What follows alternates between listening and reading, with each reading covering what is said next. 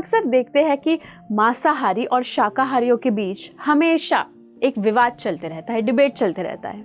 दोनों पक्ष क्या खाना है और क्या नहीं खाना, इस विषय पर अपने तर्क रखते हैं। कोई इसके फायदे गिनाता है तो कोई उसके नुकसान गिनाता है। कोई ये कहता है कि अरे एंजॉय करो लाइफ को यार, सब कुछ खाओ, मौज मनाओ।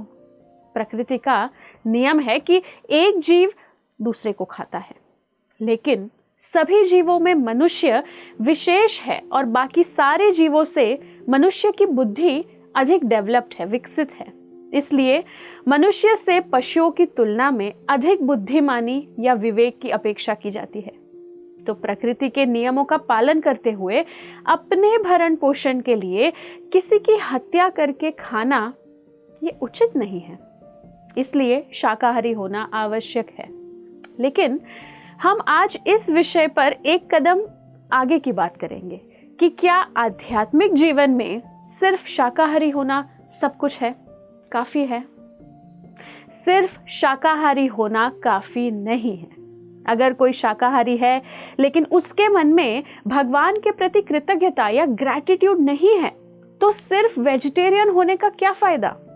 भगवत गीता के 14th चैप्टर के 4th श्लोक में भगवान श्री कृष्ण कहते हैं कि अहम बीज प्रदापिता, यानी I am the seed giving father of all living entities. मैं ही सबका बीज प्रदाता पिता हूं। तो ये सब जो है, अन्न, फल, ये सब हमने भगवान ने दिया है। इसके लिए हमें उनके प्रति कृतज्ञ रहना चाहिए।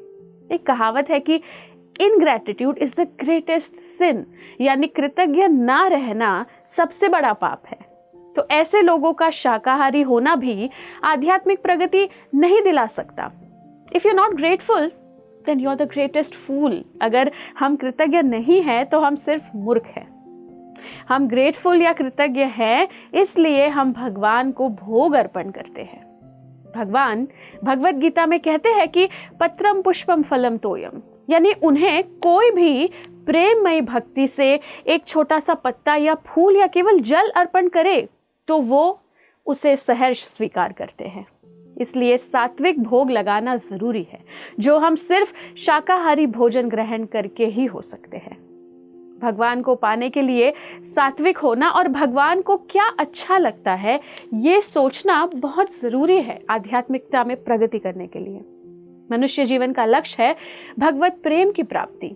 शाकाहारी होना हमें सात्विक गुण यानी सत्व गुण का विकास करने में हमारी सहायता करता है, क्योंकि उसी स्तर पर हम आध्यात्मिक ज्ञान को समझने में हमें आसानी होती है।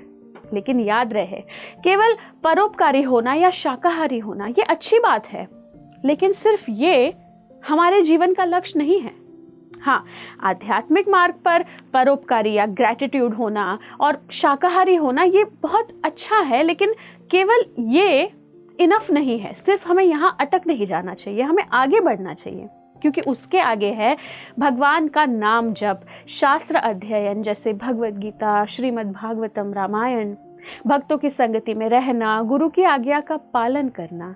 इन सब कार्यों से मनुष्य जीवन का लक्ष्य यानी भगवत प्राप्ति हो जाती है, और इसकी शुरुआत होती है भगवान के नाम जप से। हरे कृष्णा कृष्ण कृष्ण हरे हरे, हरे राम राम राम हरे हरे, जिससे भगवान के धाम पहुंचने का पूरा मार्ग स्वयं प्रकाशित हो जाता है। धन्यवाद।